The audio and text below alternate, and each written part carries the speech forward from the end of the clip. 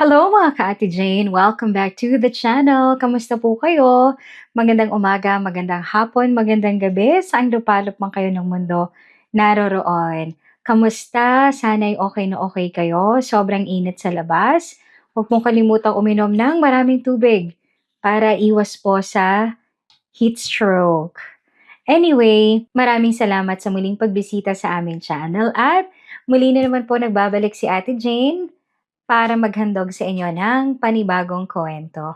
At ang kwento natin ngayon, ang bida sa ating kwento ngayon ay si Maricar. Shoutout sa lahat ng mga ka-Ate Jane natin na nagngangalang Maricar. Kamusta po kayo? Ka-Ate Jane, sabay-sabay nating tuklasin kung anong nangyari sa kanya. At kung handa na kayo, magsimula na tayo. Maricar, pasok ka muna sa HR, ngayon na. Hindi na kailangan pang hulaan ni Maricar kung bakit ganoon kabigat ang boses ng supervisor niya. 2:00 pa lang ng hapon. Pero, 3 beses na siyang napatawag sa opisina simula ng umagang yon. Noong una, iniisip niyang baka tungkol lang sa bagong report. Noong ikalawa, pinilit niyang huwag kabahan. Pero ngayong mismong HR manager na ang nagpapatawag, alam na niya. Tumayo siya mula sa cubicle niya at inayos ang kupas na blazer. 3 taon niyang yung suot sa opisina. Maayos pa naman kahit luma na. Habang naglalakad siya sa hallway, ramdam niya ang tingin ng ibang katrabaho. May mga nagkunwaring abala. May mga umiwas ng mata. May isang sumulyap at agad na yumuko. Pagpasok niya sa HR room, naroon ang manager nilang si Miss De Castro, ang HR officer at isang lalaking hindi niya kilala. May brown envelope sa mesa. "Please sit down, Maricar," sabi ng HR officer. Umupo siya at mahigpit ang hawak niya sa bag niya. Huminga ng malalim si Miss De Castro. Alam mo naman ang sitwasyon ng kumpanya. Diretso ang tingin ni Maricar.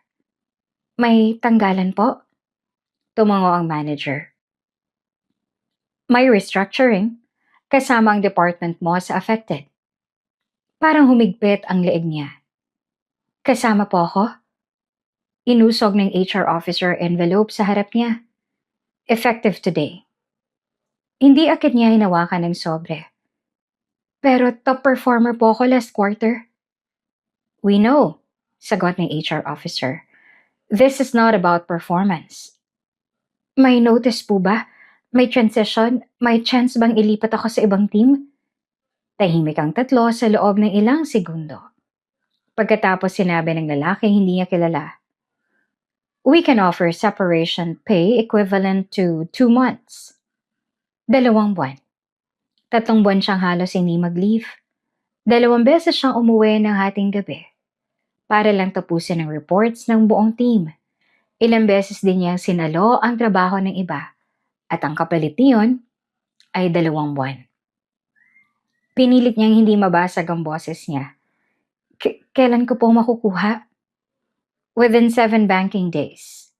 Sagot ng HR officer. Tumayo siya. "Pipirma ko."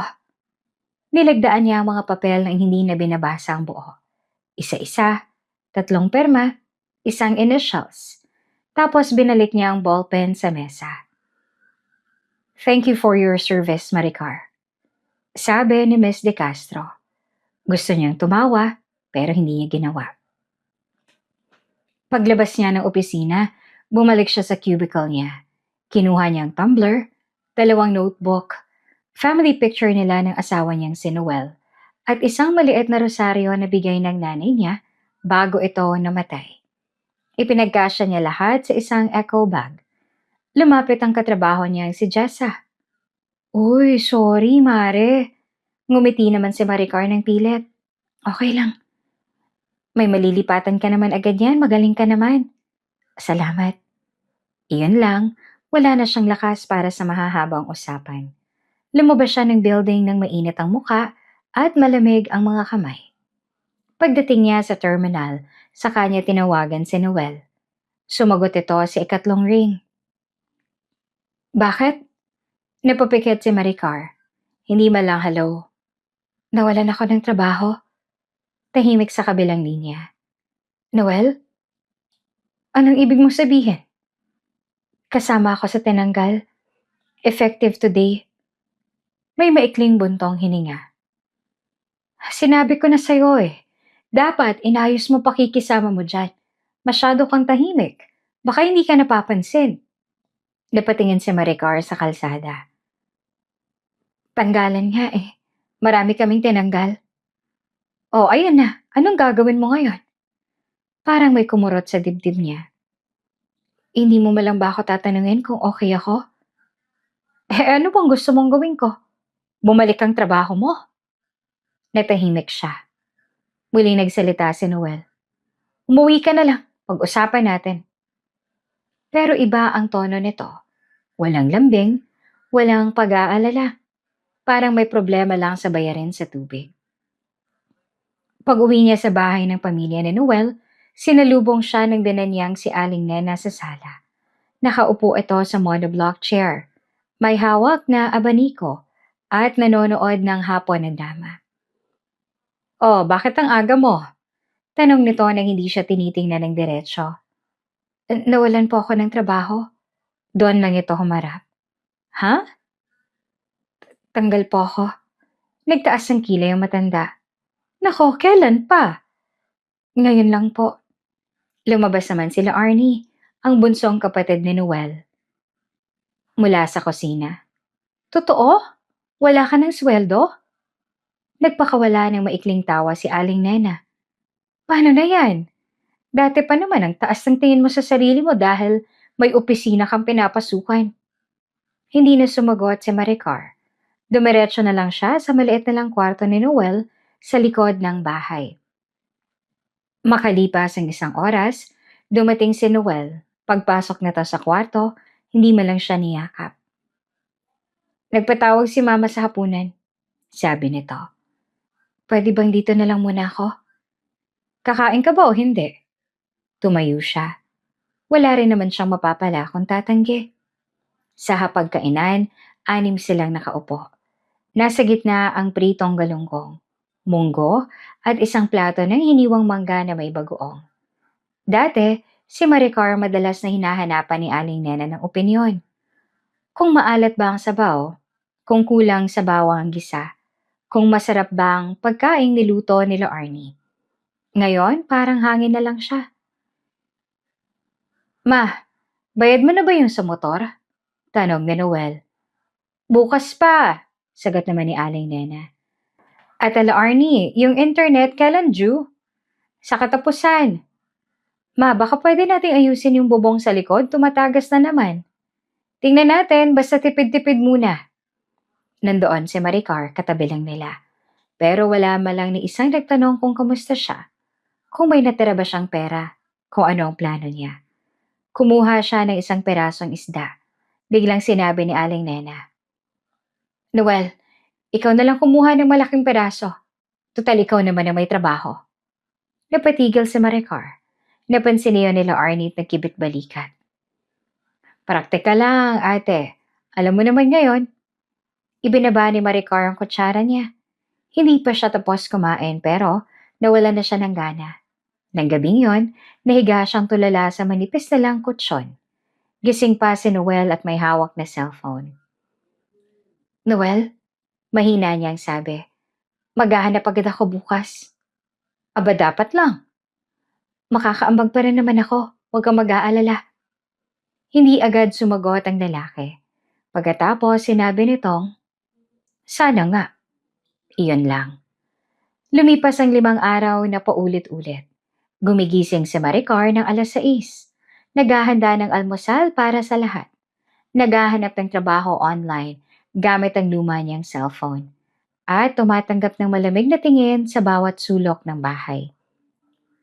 Sa ika-6 na araw, habang nagwawalis siya sa kusina, bigla siyang napahawak sa mesa. Bakit? Tanong nila Arnie. Parang nahilo ko. Nako, baka kulang ka sa kain. Gusto niyang sabihin na 2 beses na siyang nahilo simula kahapon. Gusto rin niyang sabihin na parang may humihigpit sa puso niya kahit wala naman siyang regla. pero wala siyang nakitang pakialam sa mukha nila Arnie. Kaya, hindi na siya nagsalita. Kinagabihan, mas malala ang pakiramdam niya. Habang nagsasandok siya ng kanin, kumirot ng husto ang ibabang tiyan niya. Napayuko siya. Anak na, bulong niya. Ano na naman yan? Singal ni Aling Nena mula sa mesa. Nahihilo po ako. Di umupo ka kung nahihilo ka, huwag kang dramatic dyan. Umupo siya saglit. Umikot ang paningin niya at para siyang masusuka. Tiningnan siya ni Noel. May lagnat ka ba? Hindi ko alam. Lumapit ito at hinawakan ng noon niya ng mabilis. Tapos ay umurong. Wala naman. Masakit ang tiyan ko. Baka kabag. Napaawang ang labi ni Maricar. 3 araw na. 3 araw na pala, hindi mo pa sinasabi ng maayos. Sabi ni Noel na iritable. Kung ano-ano kasing iniisip mo. Si Aling Nena naman ay ngumuso. Nako, baka pag-iinarte na naman yan. Kapag walang trabaho, kung ano-anong nararamdaman. Nagsalita sila Arnie habang umiinom ng tubig. Ate, minsan kasi nasa isip lang din yan. Stress. Alam ni Maricar ang totoong sakit at ang gawa-gawang sakit. Hindi ito stress lang. May mali sa katawan niya. At ng gabing yon, hindi siya nakatulog ng maayos. Ilang beses siyang nagising dahil sa kerot. Bandang 3:00 ang madaling araw, naramdaman niyang malamig ang pawis sa batok niya. Napaupo siya. Masakit na masakit ang tiyan niya. Hinawakan niyang balikat na Noel. Noel, gising. Umungol ito. Ano ba? Dalhin mo ako sa ospital. Ngayon? Oo, hindi ko na kaya eh. Bumangon si Noel ng mabagal. Halatang inis. Lumabas ito ng kwarto at narinig niyang kinatok nito ang silid ni Aling Nena. Pagkaraan ng ilang minuto, bumukas ang pinto. Pumasok ang biyanan niya. Naka-duster at nakasimangot. Oh, ano na naman? Mama, sakit daw ng tiyan niya. Di uminom ng gamot.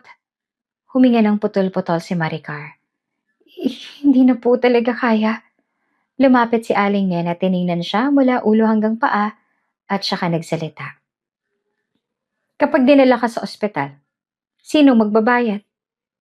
Napapikit siya sa sakit. Babawi po ako. Magtatrabaho po ako agad pag gumaling. Puro ka ganyan. Sabi ng matanda. Wala ka pang trabaho. Wala ka pang pera. Mama, putol ni Noel. Baka kailangan niya nga niya. Siyempre kailangan. Kung gusto mong may makasama ka pang asawa bukas. Sagot ni Aling Nena. Pero hindi libre ang lahat. Napatingin si Maricar sa biyanan niya. Umupo sa dulo ng kama si Aling Nena at tumingin sa kanya ng diretsyo. Makinig ka.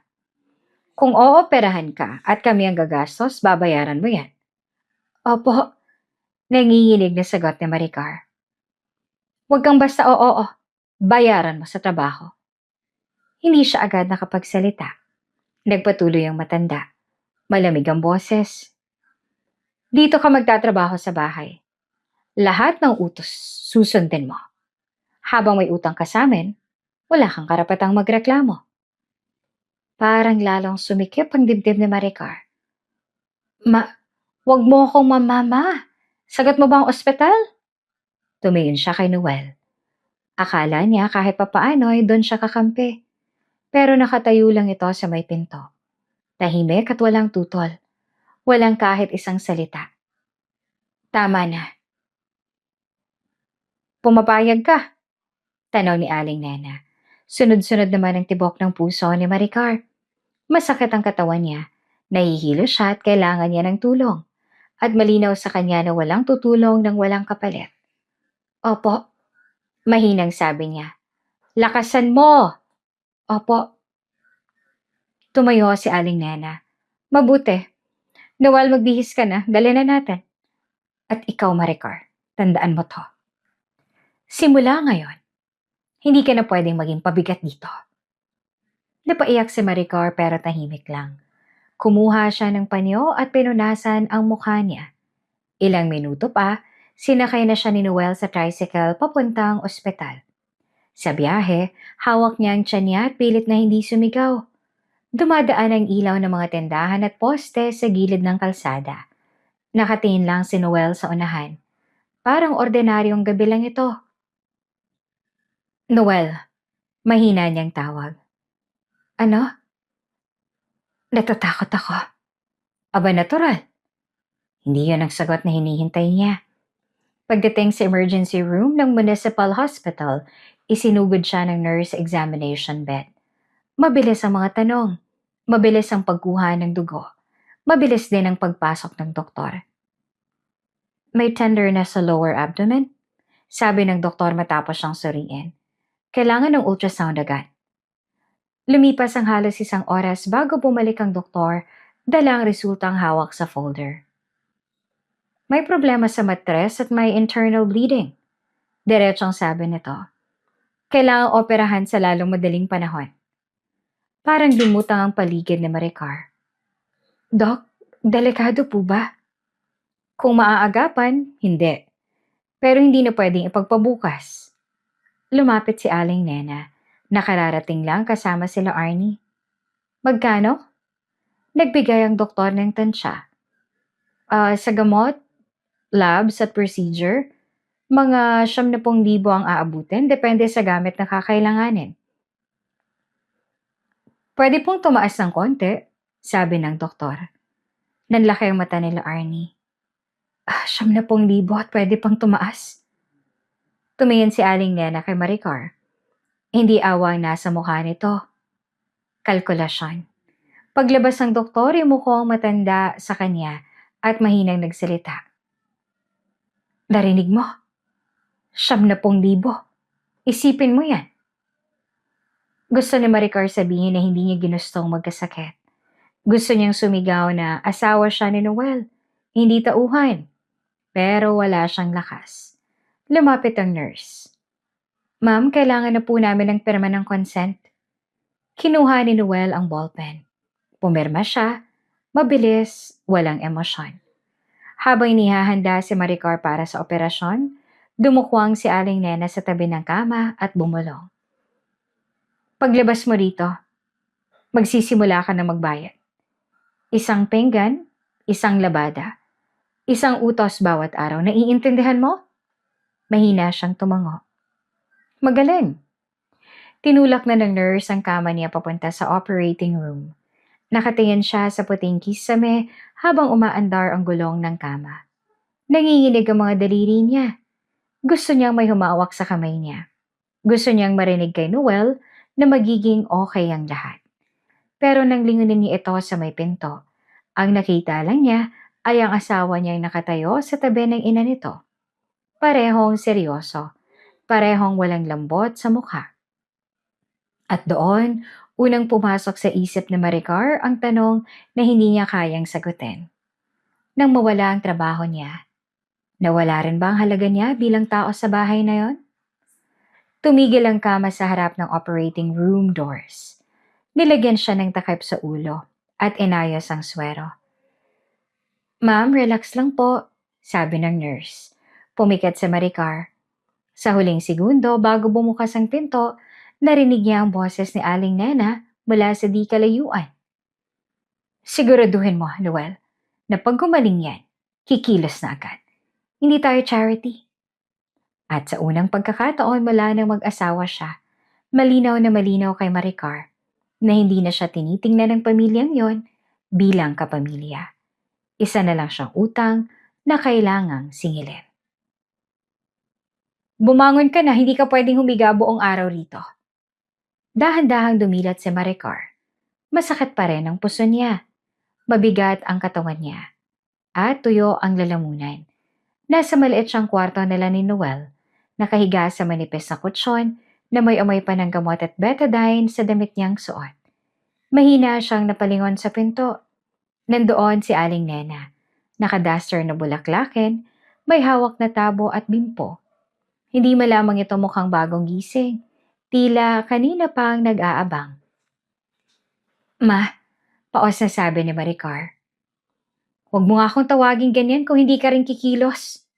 Malamig na sagot ng matanda. 3 araw ka nang nandyan. Akala mo hotel to? Napaupo si Maricar ng dahan-dahan. Kumirot agad ang tahi niya. Napahawak siya sa tiyan at napapikit. Masakit po. Aba, natural na operahan ka. Hindi ka naman pinapahirapan dyan sa kama kung hindi ka tatayo. Pumasok si Noel kasunod ng kanyang ina.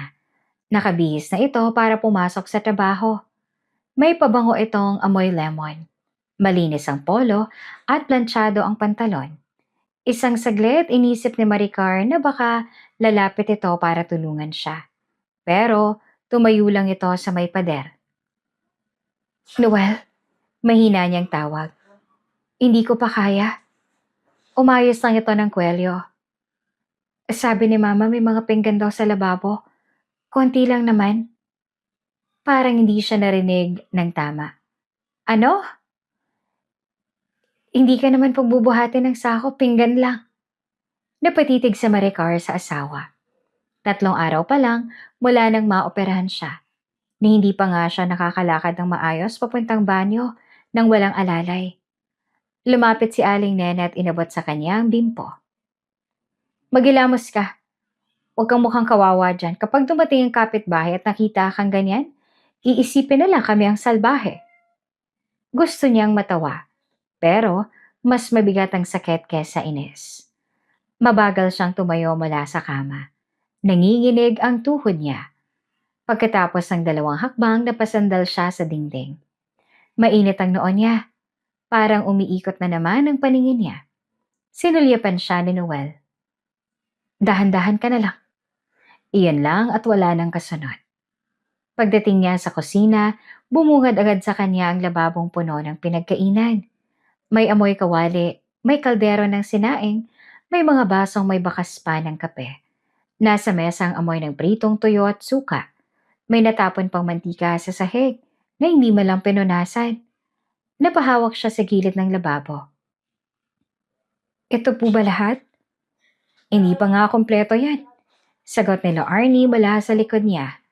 Nakaupo ito sa plastic na upuan at nagsa-cellphone. Maya-maya may merienda pa. Lumingon si Maricar. Pwede bang mamaya na lang po? Nahihilo pa kasi ako. Hindi malang inangat nila Arnie ang tingin. Ate, huwag ka nang magsimula. Si Mamang nagbayad sa opera mo. Buti nga andito ka pa. Mas lalong nanikip ang dibdib niya. Tahimik siyang humugot ng isang plato mula sa lababo. Basa ang mga daliri niya sa malamig na tubig. At nang simulan niyang kuskusin ng unang kawali, kumerot ang tahi niya. Napahinto siya at bahagyang yumuko. Mula sa sala, narinig niya ang boses ni Aling Nena. Malakas, sadya. Wala ka ng silbi kundi magtrabaho dito. Napatigil si Maricar. Hindi niya nakita ang biyanan niya pero malinaw ang boses nito. Parang gustong iparinig sa buong bahay. Pati sa mga kapitbahay kung aabot. Kung hindi dahil sa amin, baka wala ka na. Patuloy pa ng matanda. Kaya huwag kang maarte dyan. Magbayad ka kahit sa gawaing bahay. Unti-unting uminit ang mata ni Maricar. Gusto niyang sumagot. Gusto niyang sabihin hindi siya gamit, na hindi siya utusan. Asawa siya ng anak nito. Tao siya. Pero nang tumingin siya sa pinto ng kusina, nakita niya si Noel. Nakatayo lamang, nakasandal sa hamba. Hawak ang susi ng motor. Narinig nito lahat. Kita sa mukha nitong wala itong balak na magsalita. Noel, bulong ni Maricar. Napatingin naman ito sa kanya. Walang lambot ang mga mata. Late na ako, sabi lang nito. Sundin mo na lang muna si Mama para wala nang gulo. Lumabas ito ng bahay. Ilang segundo siya nakatitig sa bakanting pinto. Tapos binalik niya ang pansin sa lababo. Isa-isa niyang hinugasan ng mga plato. Baso, kutsara, tinidor. Pati ang makapal na kalderong may tutong na kanin. Nanginginig ang kanang kamay niya. 2 beses pa niyang muntik mabitawan ang baso. Pagkatapos ng halos 40 minuto, natapos din siya. Basang-basa ang palad niya. Masakit ang likod niya. Pakiramdam niya ay lalagnatin siya anumang oras. Akala niya makakahiga na siya. Pero pagharap niya, may nakapatong ng isang batsyang may maruruming damit sa sahig. Hindi pa tapos, sabi ni Aling Nena habang papalapit. Kailangan din namin mag-usap. Ngayon po? Tanong ni Maricar. Oo, ngayon. Baka mamaya sabihin mo pinilit ka namin ng wala kang alam. Pinunasan ni Maricar ang kamay niya sa kupas na tuwalya. Ano pong pag-uusapan? Tumingin si Aling Nena kay La Arnie. Tawagin mo ang kapitan. Nanlaki ang mata ni Maricar. Kapitan? Witness lang, sagot ng matanda. Para maayos. Makalipas ang 20 minuto, nasa sala na silang apat. Si Maricar, Aling Nena, si Noel at ang kararating lang ulit mula sa labas. At si Kapitan Rudy na kapitbahay din nila. May lumang electric fan sa sulok na paikot-ikot ang ulo. Sa sentrong mesa may bond paper, ballpen at maliit na calculator. Naamoy ni Maricar ang kape ni Aling Nena. Matapang, mainit pa. Siya, hindi man lang inalok. Basahin mo, sabi ng matanda sabay tulak ng papel sa harap niya. Huminga siya ng malalim bago tumingin sa dokumento. Kasulatan.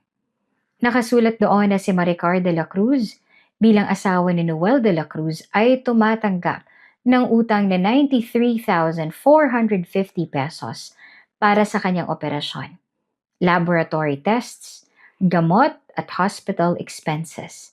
At bilang kapalit, obligado siyang magsilbi sa bahay ni Aling Nena sa pamamagitan ng paglilinis, paglalaba, paghuhugas, pagluluto, at iba pang gawaing iuutos hanggang sa mabayaran ng buo ang nasabing halaga. Nakalagay din na wala siyang karapatang tumanggi sa mga iuutos habang naninirahan sa bahay. Parang namanhid ang palad niya. Bakit ganyan? Tanong niya na halos pabulong. Di malinaw, sagot ni Aling Nena. May utang ka, wala kang pera. Trabaho ang bayad. Pero, asawa po ako ni Noel. Ano ngayon? Putol ng matanda. May pambayad bang asawang yan para sa'yo? Wala rin. Kaya kami ang sumalo. Napatingin siya kay Noel. Pumayag ka dito. Hindi ito agad nagsalita. Pagkatapos ay maikling tumango. Kesa naman saan tayo kukuha ng 93,000 na yan? Hindi mo lang ba pwedeng pag-usapan muna kapag nakahanap naman ako ng trabaho? Kapag. Napainga si Aling Nena. Ilang linggo ka nang walang trabaho. Puro ka pangako. Bagong opera lang naman po ako. Lalo kang dapat magpasalamat na buhay ka pa. Napahigpit ang hawak ni Maricar sa papel. Dito tama. Sa Kapitan Rudy naman ay umubo ng marahan. Maricar, basahin mo muna ng maigi kung may gusto kang ipaayos. Kap, singit ni Aling Nena. Kami naman ang gumastos eh. Hindi naman libre ang ospital. Tumango ang kapitan. Alanganin, halatang ayaw makaalam. Naramdaman ni Maricar ang pag-init ng pisngi niya. Noel, may sasabihin ka ba? Nag-iwas ito ng tingin. Pirmahan mo na para tapos na. Doon siya tuluyang nasaktan. Hindi sa salita ng biyanan niya. Hindi sa papel. Hindi sa kahit na halagang 93,000. Kundi sa malamig na mukha ng lalaking pinakasalan niya. Parang wala siyang halaga. Parang normal lang na pirmahan ng asawa niya ang papel na gagawin siyang katulong sa sarili niyang tinitirhan. Kapag hindi ako pumirma, tanong niya. Di ililista natin ang utang mo at humanap ka na ng ibang matitirhan. Mabilis na sagot ni Aling Nena. Pero tandaan mo, wala kang trabaho, wala kang ipon. At bagong opera ka lang. Saan ka naman kaya pupulutin? Walang sumagot pagkatapos noon. Narinig lang ni Maricar ang mahinang ugong ng electric fan. Naamoy niyang pinakulo ang isda sa kusina.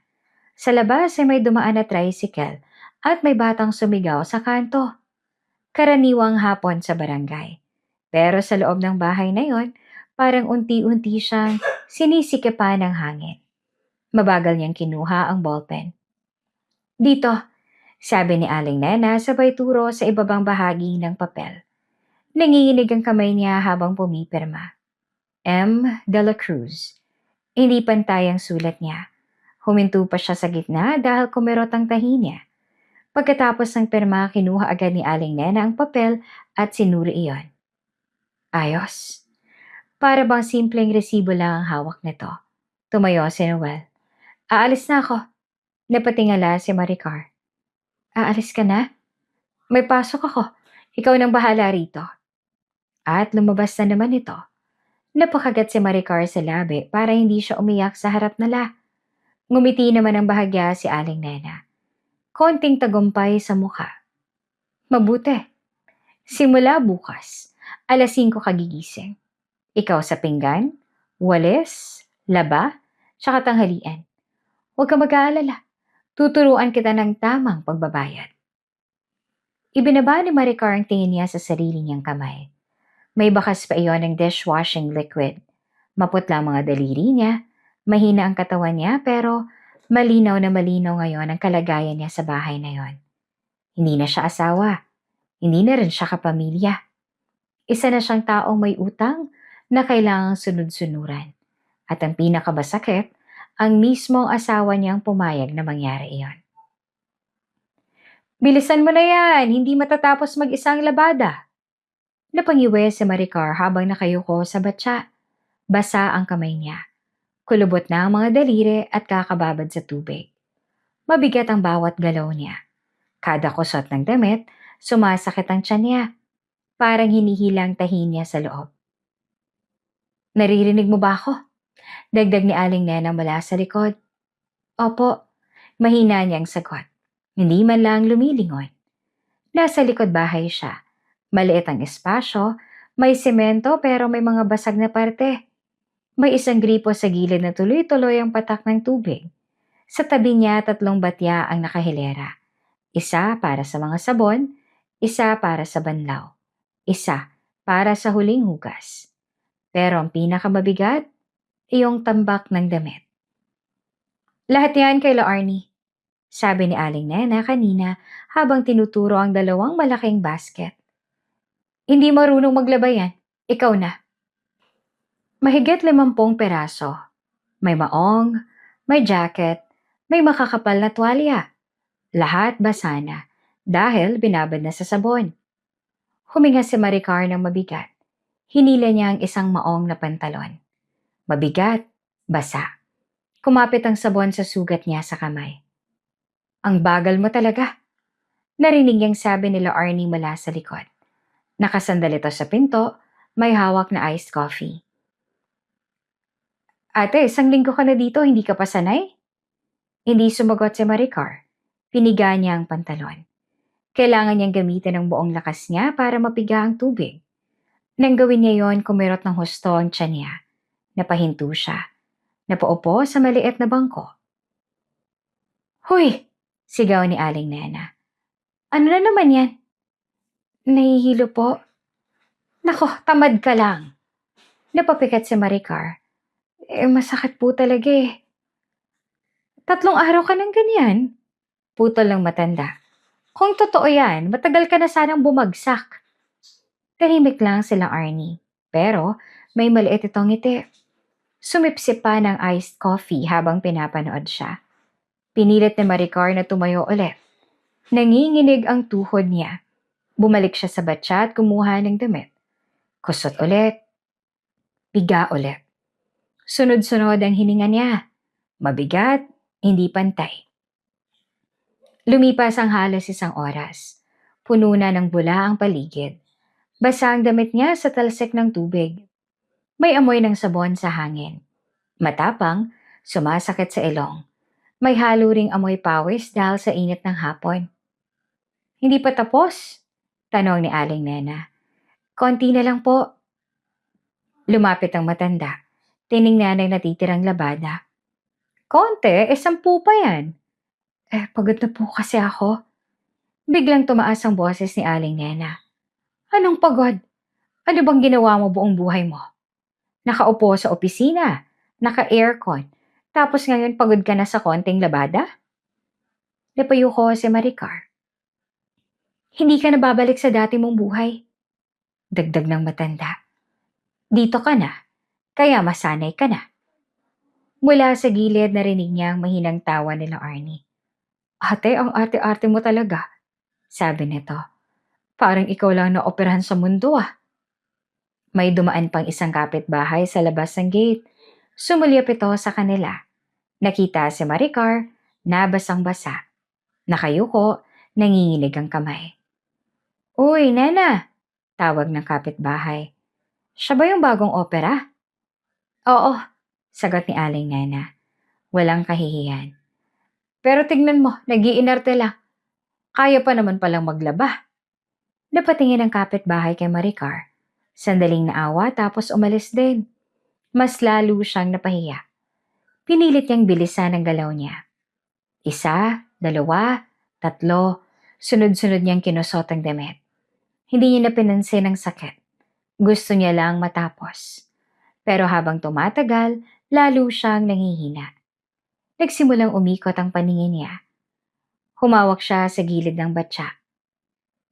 Ate, huwag kang babagsak ha? Biro nila Arnie. Wala kaming pampalibing. Tumawa ito. Pati si Aling Nenay napangiti. Hindi na siya nakasagot. Biglang tumindi ang kirot sa tiyan niya. Parang may pumutok sa loob. Napayuko siya ng husto. Aray, bulong niya. Ano na naman yan? Iritadong tanong ng matanda. Hindi na siya nakapagsalita. Nakita na lang niya na nangingitim ang gilid ng paningin niya. Parang may usok. Parang unti-unting nawawala ang paligid. Narinig pa niya ang boses nila Arnie. Malayo na. Ma, parang seryoso na yan ah. Drama lang yan. Huwag mong pansinin. Gusto niyang humingi ng tulong. Gusto niyang sumigaw. Pero wala nang lumalabas sa bibig niya. Napakabit siya sa batya. Pero nadulas ang kamay niya. Bumagsak siya sa semento. Malakas. Basang-basa ang sahig. Tumama ang ulo niya sa gilid ng batya. Kumalat ang bula at tubig sa paligid. Ma! Sigaw nila Arnie at biglang kinabahan. Nahulog talaga! Lumapit si Aling Nena ng mabilis. Tiningnan si Maricar. Nagpapanggap lang yan. Hindi na natapos ang sinabi nito. Walang galaw si Maricar. Maputla ang mukha, napapikit ang mata. Mabagal ang paghinga. Ma, mahina na ang boses nila Arnie ngayon. Parang hindi na to gumagalaw ah. Tahimik ng ilang segundo. Narinig lang ang patak ng tubig mula sa gripo. Lumapit si Aling Nena at bahagyang tinapik ang pisngi ni Maricar. Hoy, tumayo ka! Walang reaksyon. Maricar? Wala pa rin. Doon lang kumabog ng mabilis ang dibdib nila Arnie. Baka seryoso na talaga to, tawagin na natin si Kuya Noel. Napatingin si Aling Nena sa anak. Halatang nagdadalawang isip. Pagkatapos ay napairap ito. Sige, tawagan mo. Habang hawak nila Arnie ang cellphone at nagdadial, nakahandusay si Maricar sa malamig na semento. Basa ang buhok niya, may bula pa sa pisngi. Nakabukas ng konti ang bibig niya, pero walang lumalabas na salita. Sa loob ng ilang minuto, dumating si Noel. Hingal. Anong nangyari? Tanong nito agad. Tingnan mo, sagot nila Arnie. Lumapit si Noel kay Maricar. Lumuhod at tinawakan ng balikat niya. Maricar? Walang sagot. Maricar, gising! Bahagyang gumalaw ang kamay ni Maricar. Mahina, halos hindi halata. Napatingin si Noel sa kanyang ina. Bakit siya nagkaganto? Kasi tamad, sagot ni Aling Nena. Nagpapahinga habang naglalaba. Hindi na nagsalita si Noel. Sandaling katahimikan. Pagkatapos ay bumuntong hininga siya. Dalhin natin sa loob. Hindi niya ito kanarga agad. Tinignan muna niya ang paligid. Parang nag-iisip. Basang-basa yan, dagdag ni Aling Nena. Magkakalat lang yan sa loob. Napapikit si Noel sandali.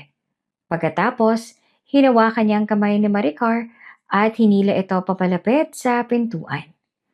Kumaskas ang paa ni Maricar sa semento. Tahimik lang siya, walang laban. At sa likod ng bahay na yon, sa pagitan ng mga batya, bula at maruming damit, doon ay tuluyang bumigay ang katawan ni Maricar. Pero, hindi ang puso niya. Hindi pa. Buhay pa yan, huwag kang mag-alala. Unti-unti nagmulat ng mata si Maricar. Mabigat ang ulo niya. Parang may nakadagan sa dibdib niya. Sumakit agad ang likod niya nang pilit siyang gumalaw. Naramdaman niya ang malamig na semento sa ilalim ng katawan niya. Nasa sala siya. Walang unan, walang kumot. Nakahiga lang siya sa sahig, malapit sa pintuan. May basang marka pa ng tubig sa damit niya. Nakaamoy siya ng floor cleaner. Matapang at parang bagong mop lang. Dahan-dahan siyang bumangon. Umupo siya at nakasandal sa dingding. Nahilo agad siya.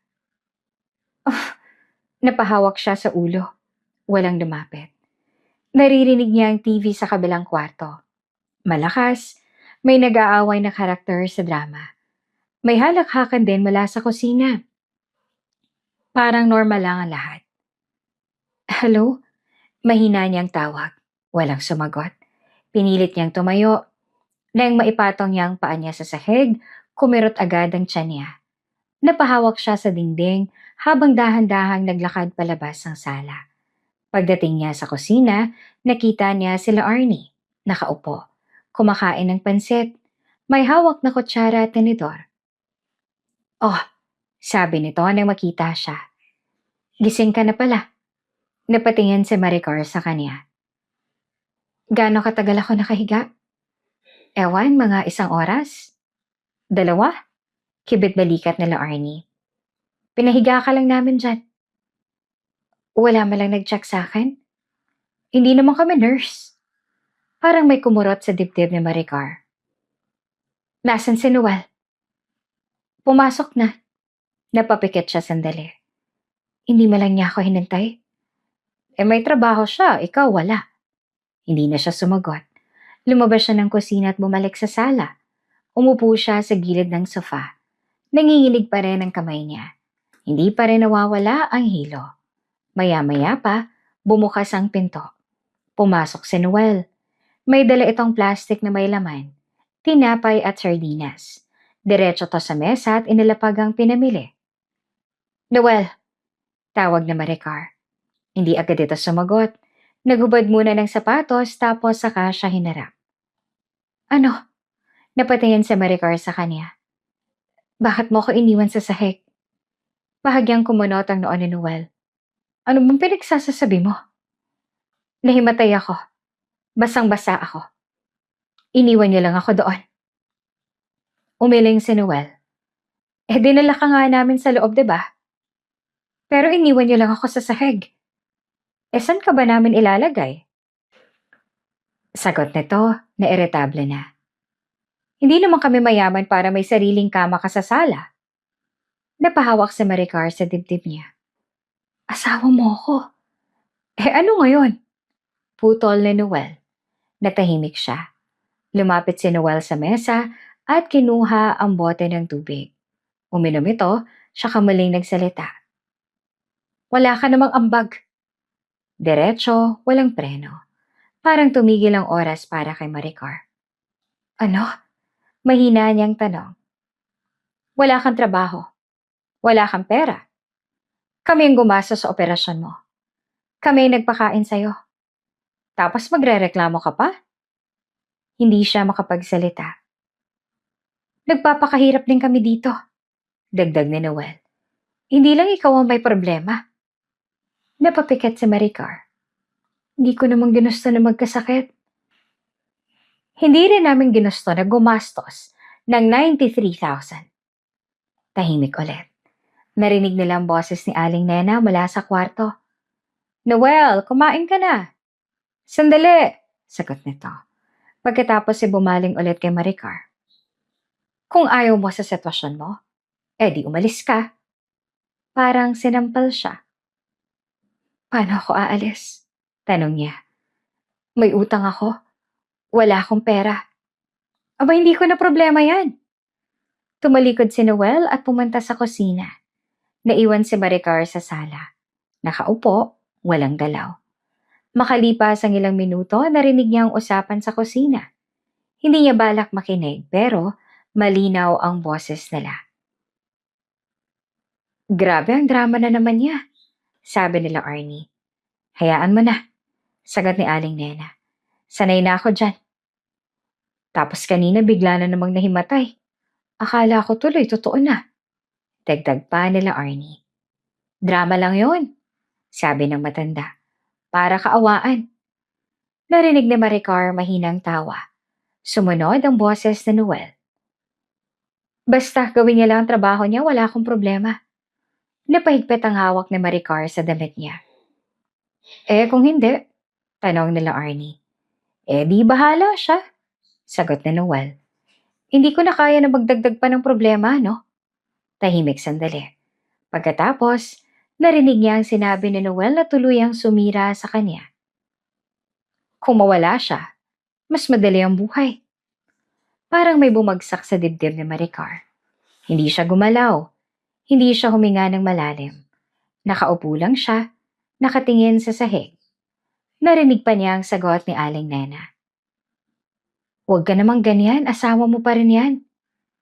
Totoo naman, sagot ni Noel. Simula nung nawalan siya ng trabaho, puro problema na lang. Tahimik ulit. Hindi niya na pinakinggan ang sumunod. Dahan-dahan siyang tumayo mula sa sofa. Mabagal ang dalaw niya. Mahina pa rin ang katawan niya, pero may ibang nararamdaman na siya ngayon. Hindi na sakit, kundi malinaw na katotohanan. Lumakad siya papunta sa maliit na lang kwarto.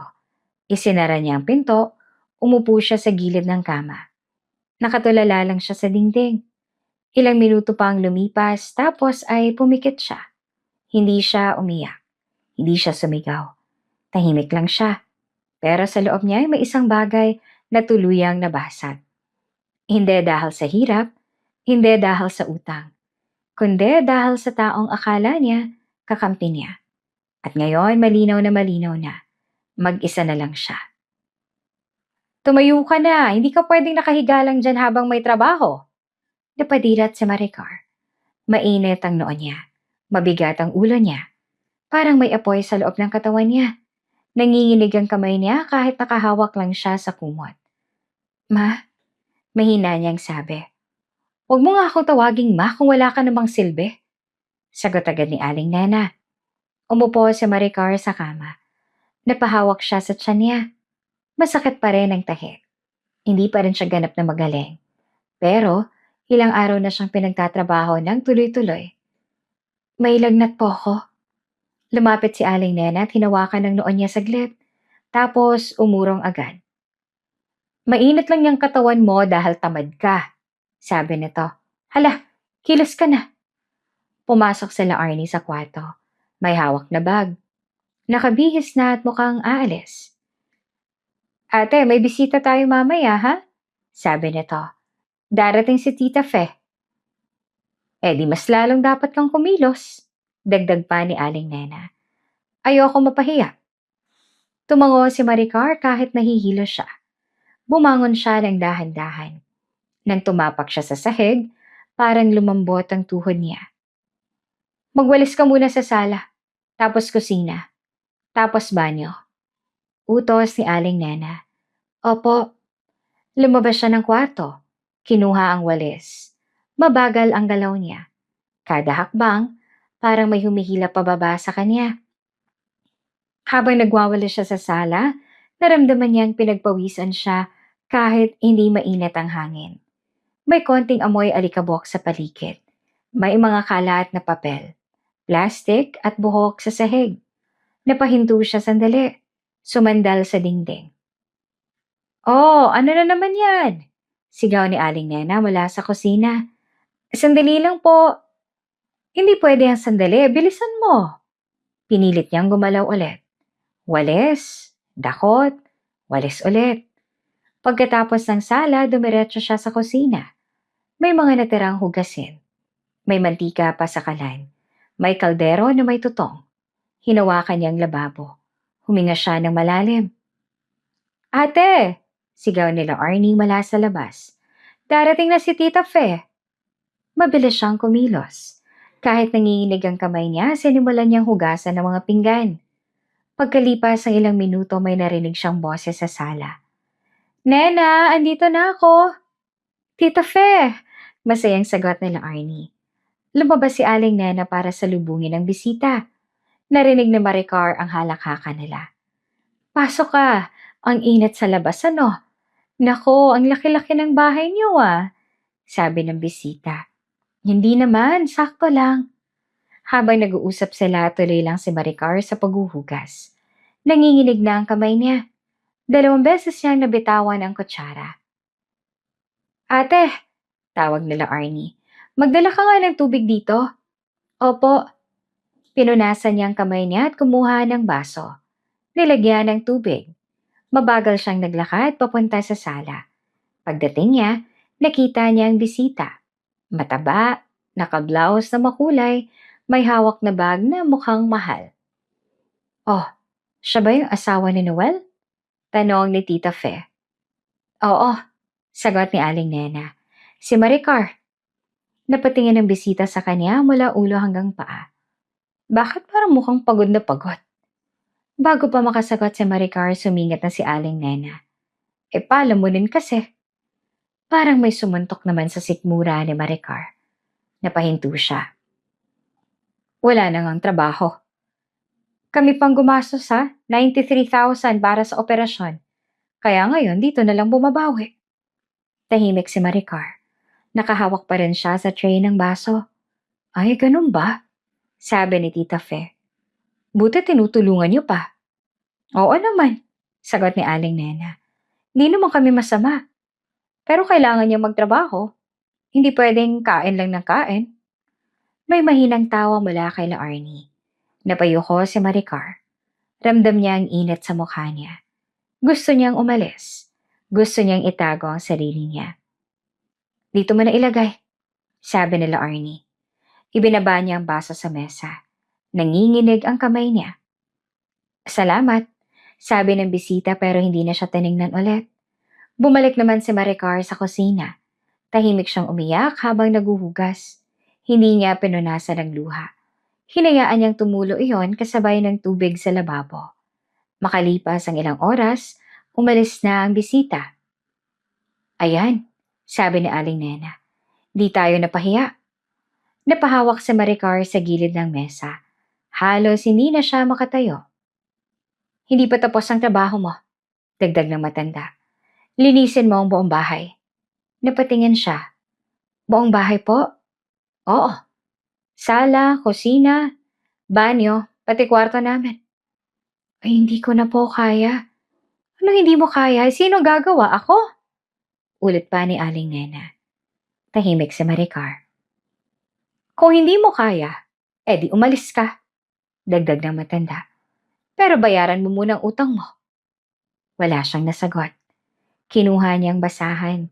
Lumuhod siya sa sahig ng sala. Sinimulan niyang punasan ng tiles. Basa ang tuwalya, madulas ang sahig. Kada galaw mas lalong sumasakit ang katawan niya. Nanginginig na ang kamay niya. Mabigat ang ulo niya. Bilisan mo, sabi nila Arnie habang dumadaan. Opo. Lumipat siya sa kusina, tapos ay sa banyo. Mabaho ang amoy ng lumang tubig. May amag sa sulok. Pinunasan niya lahat. Halos 2 oras siyang paikot-ikot. Pagkatapos ay bumalik siya sa sala. Hindi na niya kayang tumayo. Napaupo siya sa sahig. Huminga siya ng malalim. Mainit ang katawan niya. Nanginginig siya. Tumingin siya sa paligid. Ito ang tinirahan niya bilang asawa. Dito siya nag-alaga, dito siya nagmahal. Dito siya naniwala na may pamilya siya. Ngayon, wala na. Hindi na siya asawa dito. Hindi na siya pamilya. Isa lang siyang utusan. Isang utang. Isang taong walang halaga. Napapikit siya.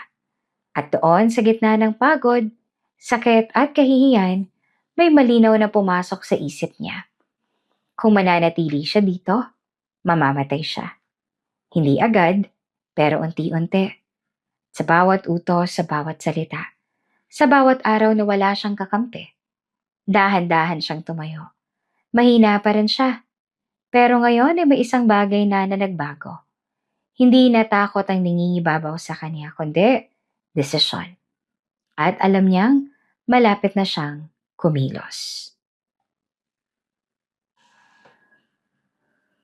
Hindi ka lalabas ng bahay na to hanggat hindi ka bayad. Tumigil sa Maricar sa paghinga. Narinig niya yon mula sa kabilang kwarto. Gabi na. Mahina ang ilaw sa bahay. Nakahiga siya sa kama, gising, nakatitig sa kisame. Ma, paano kung tumakas? Tanong nila Arnie. Subukan niya, sagot ni Aling Nena. Ipapabarangay ko siya. May kasulatan tayo. Paano kung hindi na bumalik? Wala siyang pupuntahan. Narinig din niya ang boses ni Noel. Mababa. Hayaan niyo na lang. Hindi naman niya kaya yon.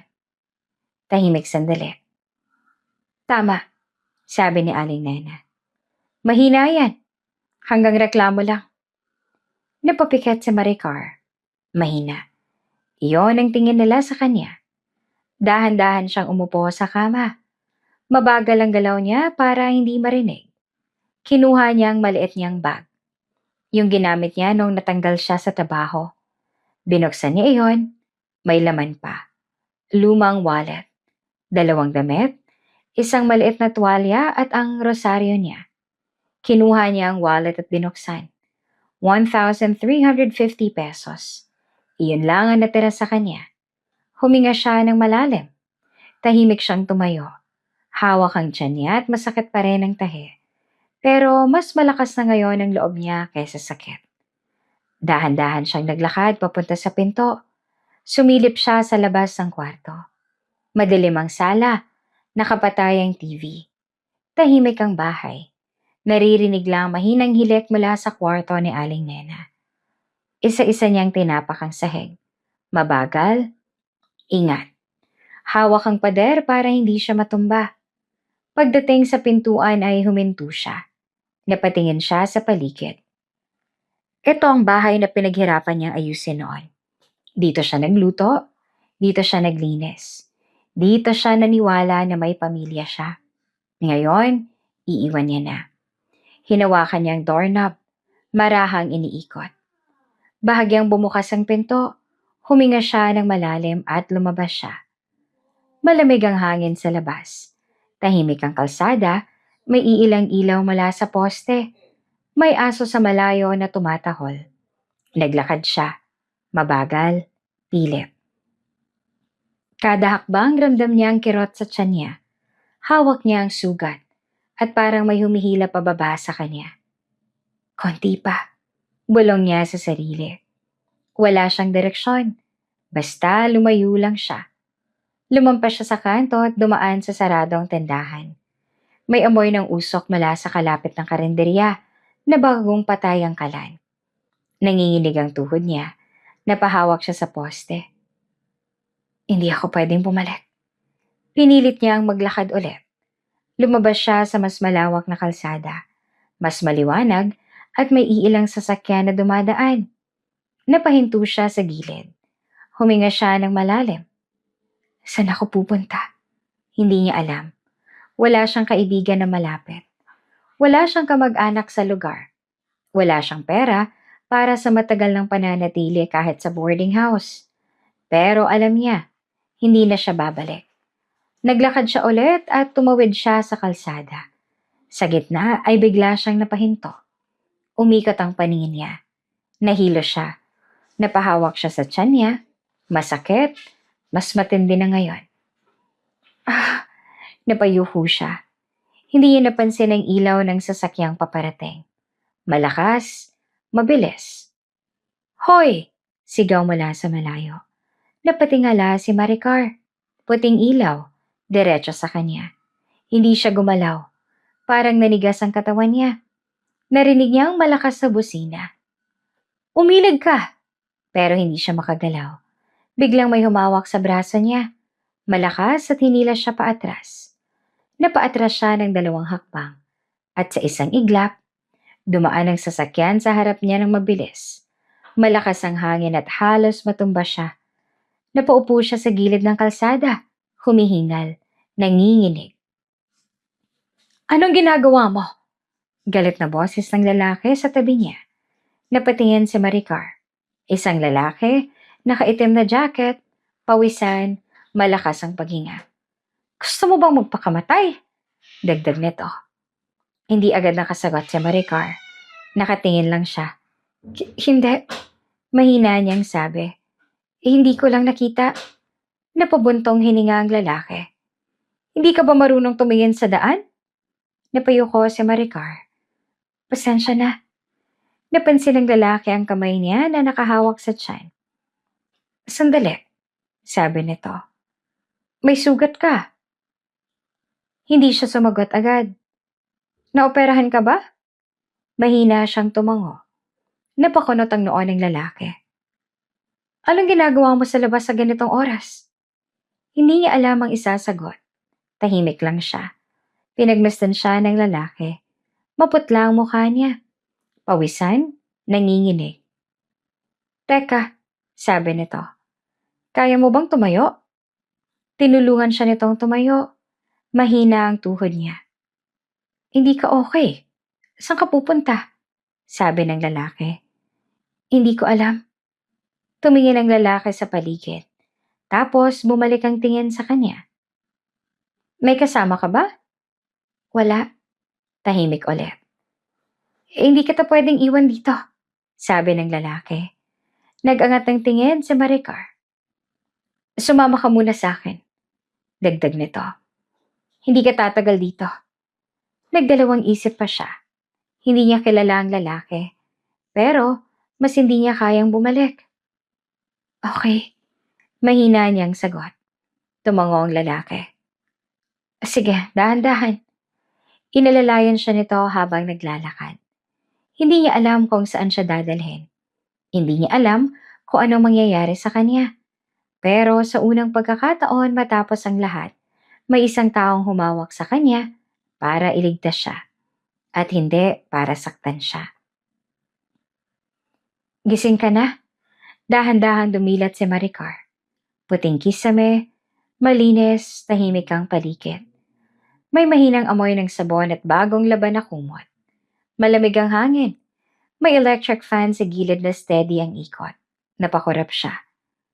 Nasaan ako? Tinangka niya umupo pero agad siyang napahawak sa tiyan niya. Masakit pa rin, pero mas maayos na kesa dati. May benda na rin. Malinis, maayos ang pagkakalagay. Oh, dahan-dahan, sabi ng lalaki. Napalingon siya sa gilid. Nandoon ang lalaki na sumagip sa kanya kagabi. Nakaupo sa monoblock chair. May hawak na baso ng tubig. Oh, inom ko muna, sabi nito sabay abot. Tinanggap ni Maricar ang baso. Nanginginig pa rin ang kamay niya pero mas kontrolado na. Uminom siya. Malamig ang tubig. Naramdaman niyang parang nabuhay ulit ang lalamunan niya. Salamat. Okay ka na ba? Tumango siya. Mas okay na. Tumingin siya sa paligid at maliit na kwarto. May isang kama. Yung inihigaan niya may maliit na cabinet. May kurtina na kulay asul. Walang kalat, maayos lahat. Nasaan ako? Tanong niya. Sa apartment ko. Sagot ng lalaki. Napatingin siya ulit dito. Mas malinaw na ngayon ang mukha nito. Matangos ang ilong, medyo maputi. May konting balbas, pamilyar. Bigla siyang natigilan. Sandali. Tumitig siya. Ikaw ba si... Rico, sagot ng lalaki. Parang may bumagsak sa dibdib niya. Rico. Hindi siya makapaniwala. Dating nobyo niya. Ang taong minahal niya bago niya nakilala si Noel. Ang taong iniwan niya dahil pinili niyang magpakasal. Hindi. Imposible. Bulong niya. Ngumiti si Rico ng bahagya. Ako nga. Napaupo si Maricar ng mas diretso. Hindi na niya pinansin ang sakit. Ikaw ang sumagip sa akin kagabi. Tumango si Rico. Buti na lang napadaan ako. Napahawak si Maricar sa noo niya. Hindi ko alam. Hindi mo na kailangang mag-explain agad, sabi ni Rico. Kumain ka na muna. Tumayo ito at kumuha ng tray mula sa mesa. May lugaw, may itlog, at may maliit na bote ng tubig. Inumin mo na rin ng gamot. Dagdag pa nito. Napatingin si Maricar sa pagkain. Mainit pa ang lugaw. May amoy luya. Nakakaginhawa. Kailan mo pa ako dinala dito? Kagabi pa. Halos hindi ka na makatayo. Tahimik siya sandali. Bakit mo ako tinulungan? Tanong niya. Napakamot si Rico sa batok. Hindi naman kita pwedeng iwan sa gitna ng kalsada. Pero, hindi mo naman ako kilala ngayon. Kilalang kilala pa rin kita. Napayuko si Maricar. Tahimik silang dalawa. Maricar, mahinang sabi ni Rico. Ano nangyari sa'yo? Hindi agad siya sumagot. Pinaglaruan niya ang kutsara sa kamay niya. Tumingin siya sa lugaw. Huminga siya ng malalim. Tinanong mo ako kagabi kung bakit ako nasa labas. Sabi niya. Tumango si Rico. Tumakas ako. Tahimik si Rico at nakikinig lang. At wala na akong babalikan. Doon na siya napatingin ulit kay Rico. At unti-unti, nagsimula na siyang magsalita. Ikinwento niya ang lahat. Simula nang mawalan siya ng trabaho. Ang pagbabago ng trato sa kanya. Ang opera. Ang 93,000 na utang. Ang kasulatan. Ang mga utos. Ang pagmamaliit. Ang paghimatay niya. Ang sinabi ni Noel.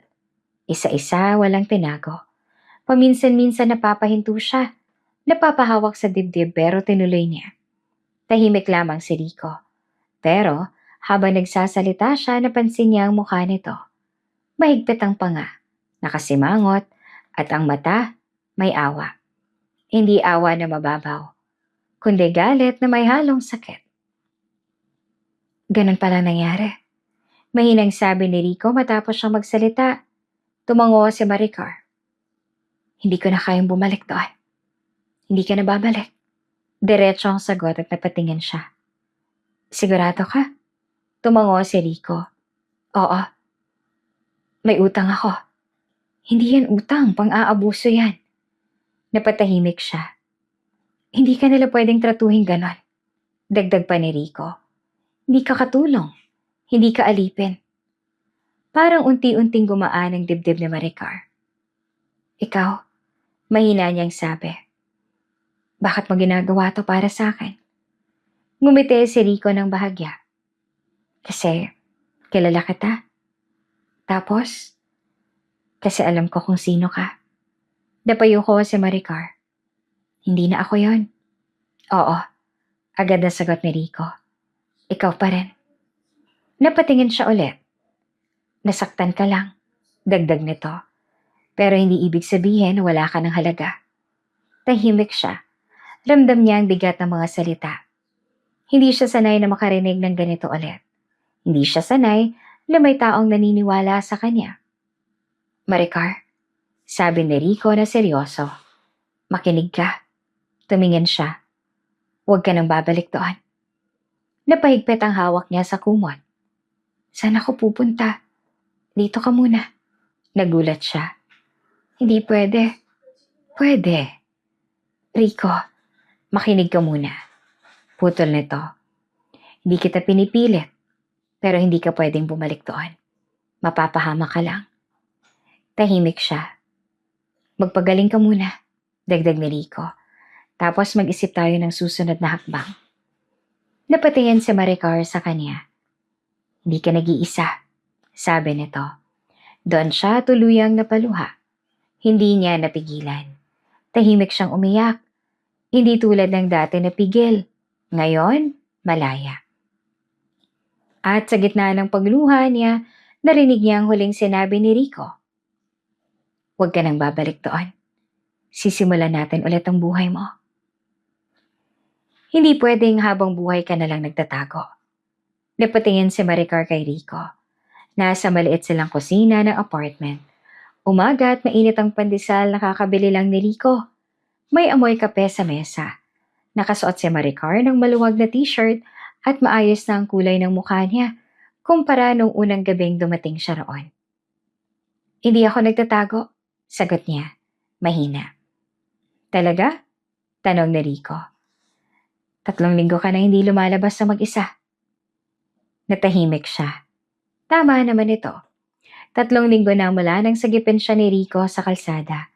3 linggo na rin mula nang hindi siya bumalik sa bahay ni Noel.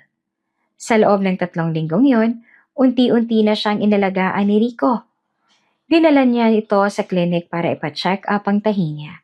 Bumili ng gamot na nagkakahalaga ng 4,860 pesos. Tuwing oras inumin ng antibiotics, si Rico ang nagpapaalala. Kapag nahihilo siya, inuunahan na siya nitong kumuha ng tubig. Kapag nagigising siya sa masamang panaginip, may ilaw na agad nasa sala at naroon si Rico. Tahimik lang, hindi mapilit, pero handang makinig. Hindi siya tinanong araw-araw kung kailan siya aalis. Hindi siya sinumbatan. Hindi rin siya pinagsilbihan na parang bata. Tinulungan siya nitong tumayo ng sariling paa. Takot lang ako, amin ni Maricar.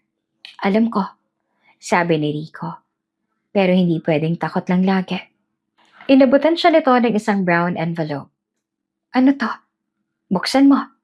Binuksan niya. May laman ng mga papel. Nang makita niya ang logo sa taas ay napakurap siya. Short courses? Tumango si Rico. Business Administration Refresher. 6 months. Hybrid setup. 3 beses lang sa 1 linggo ang face-to-face. Napatingin si Maricar sa kanya. Bakit may pangalan ko? Kasi in-enroll kita. Nanlaki ang mata niya. Ano? Bayad na rin. Rico, relax. Sabi nito pero nakangiti. Hindi ko sinasabing utang mo to. Magkano naman binayaran mo? 18,500? Lalong lumaki ang mata niya. Wow, ang laki. Investment yan. Sagot ni Rico. Hindi yan gastos. Ibinaba ni Maricar ang envelope sa mesa. Hindi ko kayang tanggapin yan. Bakit? Kasi wala akong maibabalik. Napailing si Rico. Di naman lahat kailangang suklian agad. Tama ng tinulong mo. Hindi pa. Mahigpit ang boses nito pero hindi galit. Maricar, sabi ni Rico habang nakatingin ng diretso sa kanya. Hindi mo pwedeng buuin ulit ang buhay mo kung hindi ka magsisimula. Napatahimik siya. Mula nang umalis siya sa bahay ni Noel, pakiramdam niya putol ang lahat. Parang ang alam lang niyang gawin ay mabuhay bawat araw. Kumain, uminom ng gamot at magpahinga. Umiwas sa takot. Pero ito, ang pag-aaral ulit. Iba ito. Parang totoong simula. Paano kung hindi ko kayanin? Tanong niya. Kakayanin mo. Paano ka nakakasiguro? Dahil ikaw si Maricar. Ngumiti si Rico. Ikaw pa ba? Muntik siyang matawa sa unang pagkakataon matapos ang mahabang panahon. Makalipas ang 1 linggo, nagsimula siya sa klase.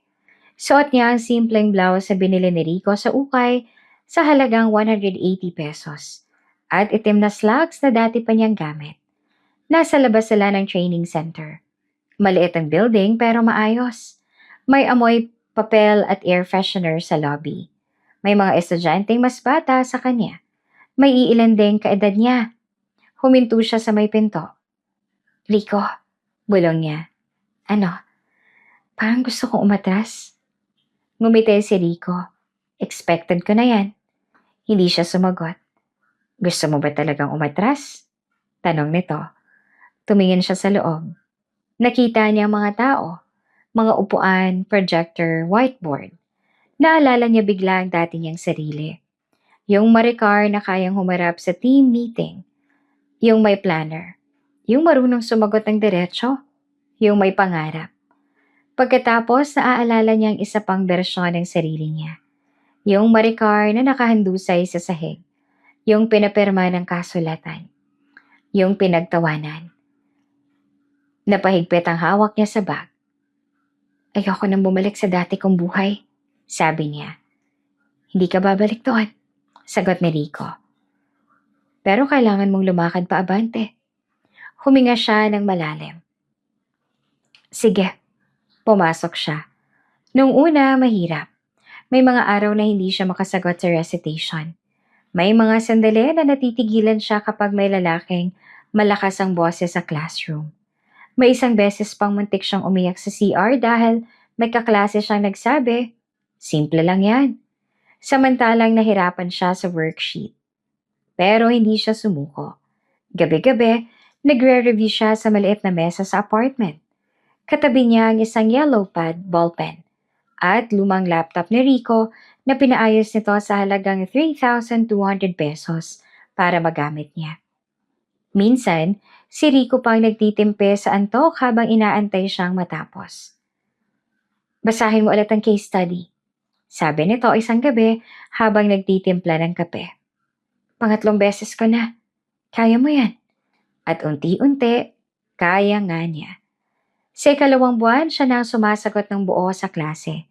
Sa ikatlong buwan, siya nang ginagawang leader sa group activity. Sa ikaapat, pinuri siya ng instructor. Magandang analysis mo, Maricar. Sabi nito sa harap ng klase. Very practical. Ramdam mong marunong ka sa actual work. Napangiti siya. Maliit lang, pero totoo. Pag-uwi niya noon, inabutan siya ni Rico ng chicken meal mula sa paborito niyang fast food. 185 pesos ang resibo na naiwan sa mesa. Ano to? Tanong niya. Celebration. Bakit? Dahil ngumiti ka ulit. Napatingin siya rito. Tapos natawa ng mahina. Sa mga sumunod na linggo, mas lalo siyang tumatag. Natuto siyang maglakad mag-isa sa labas. Natuto siyang sumakay ulit ng jeep nang hindi nanginginig. Natuto siyang humarap sa salamin nang hindi naaawa sa sarili. Minsan habang nagsusuklay siya sa harap ng maliit na salamin sa apartment, napansin niya ang pagbabago. Mas maayos na ang buhok niya. Hindi na laging nakatali nang basta-basta. Hindi na rin maputla ang mukha niya. May konting kulay na ulit ang labi niya. At higit sa lahat, hindi na siya nakatingin sa sarili na parang sirang tao. May iniisip ka? Tanong ni Rico mula sa pintuan. Tumingin siya rito sa salamin. Oo. Ano? Na parang bumabalik na ako? Ngumiti si Rico. Hindi parang. Totoo. Pero may isang bagay pa rin hindi niya natatapos. Isang hapon, habang inaayos niya ang mga module niya, may tumawag sa cellphone niya. Unknown number.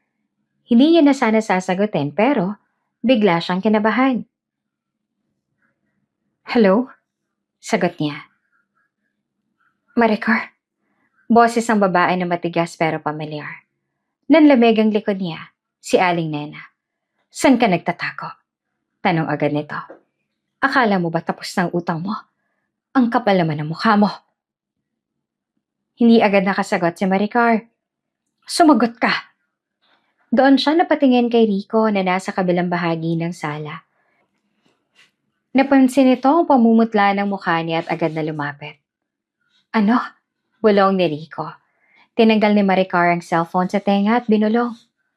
Siya. Kinuha ni Rico ang papel at ballpen sa mesa. Sumulat ito ng mabilis. Hindi ka nila hawak.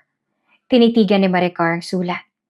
Sa kabilang linya, tuloy pa rin ang sigaw ni Aling Nena. Bumalik ka dito! May pinirmahan ka! Doon may kung anong tumuwid sa likod ni Maricar. Ibinaba niya ang balikat niya, hinigpitan ng hawak sa cellphone. At kayo, sabi niya na malinaw. Hindi niyo ako hawak. Natahimik si Aling Nena. Ihahabol kita sa barangay, sigaw nito, matapos ang ilang segundo. Sige, gawin niyo po. At pinatay ni Maricar ang tawag. Mabilis ang tibok ng puso niya.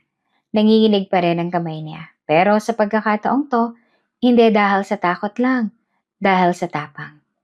Napatingin siya kay Rico. Handa na ako, sabi niya. Sa alin? Sa legal. Kinabukasan, maaga silang pumunta sa opisina ng abogado na inirekomenda ng dating kaklase ni Rico. Nasa second floor ito ng isang lumang commercial building. May amoy papel, folder at kape sa loob.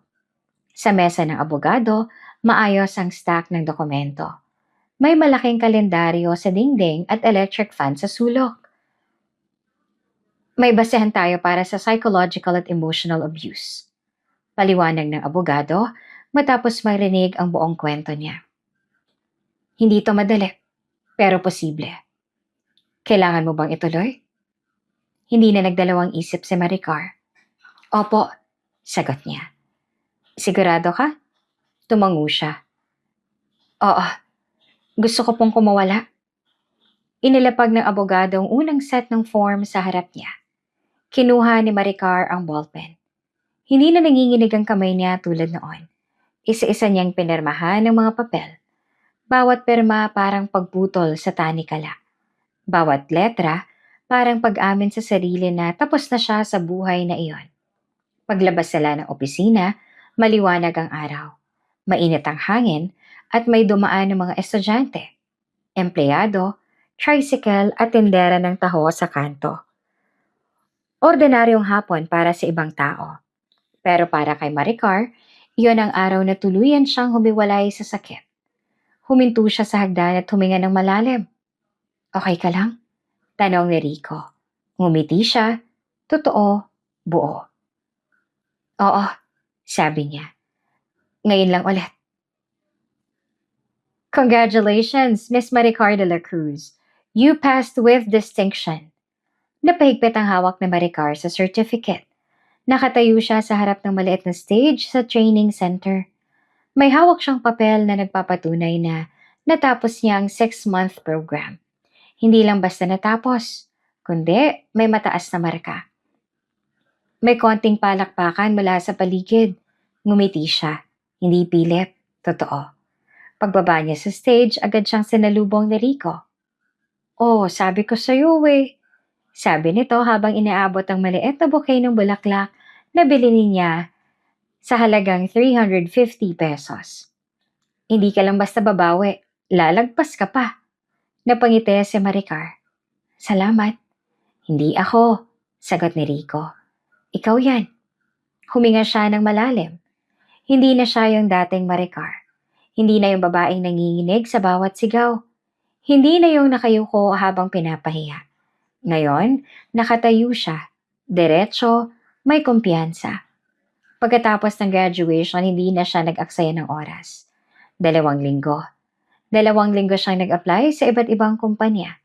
Gumamit siya ng laptop ni Rico. Gumawa ng resume, nagpadala ng email, nag-walk-in din siya sa ilang opisina. Sa 3 linggo ay may tumawag. Good morning, Ms. Maricar. This is HR from Silverline Logistics. Napaupo siya ng diretso. Yes po. We reviewed your application and would like to invite you for a final interview. 3 araw matapos ang tawag, nasa conference room na siya. Malinis ang paligid. May mahabang mesa. May 2 interviewer sa harap niya. May aircon na malamig, may amoy kape sa loob. Tell us about your previous work experience? Tanong ng isa. Huminga si Maricar. Diretso ang tingin. At my previous job po, I handled reporting and coordination for our team. Tuloy-tuloy ang sagot niya. Walang stutter. Walang pag-aalinlangan. Hindi niya tinago ang gap niya. I took a break due to a medical issue, but I used that time to upskill through a business administration course. Nagkatinginan ng 2 interviewer. Impressive, sabi ng isa. Paglabas niya ng building, napangiti siya. Hindi dahil sigurado siya, kundi dahil alam niyang ginawa niya ang best niya. Makalipas ang 5 araw, tumawag ulit ang HR. We'd like to offer you the position of Operations Associate. Starting salary is 28,000 pesos per month. Napahawak siya sa dibdib niya. Tinatanggap ko po. Doon nagsimula ulit ang trabaho niya. Unang linggo, adjustment. Unang buwan, pagod. Pero hindi siya umatras. Maaga siyang pumapasok. Siya ang huling umaalis. Siya ang unang nag-volunteer sa extra tasks. Ako na pong bahala dyan. Lagi niyang sinasabi. Napansin iyon ng manager niya. Maricar, sabi nito isang araw, "You're doing more than expected." Ngumiti siya. Gusto ko pong matuto. At natuto nga siya. Sa loob ng 6 na buwan, naging go-to person siya ng team. Kapag may problema, sa kanya lumalapit. Kapag may report na kailangan, siya ang pinapagawa. Paano mo nagagawa yan? Tanong ng isa niyang katrabaho. Focus lang, sagot niya. Hindi niya sinabi ang totoo, na ang bawat trabaho para sa kanya ay pagkakataon para patunayan na hindi siya walang silbi. Na ang bawat araw na nakatayo siya roon ay patunay na mali ang taong minamaliit siya. 1 taon ang lumipas, tinawag siya ng manager niya sa opisina.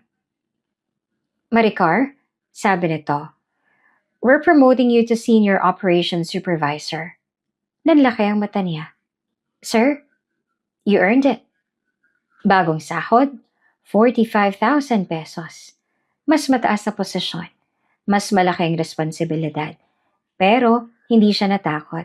Tinanggap niya. At mas lalo siyang nagsipag. Mula supervisor naging manager.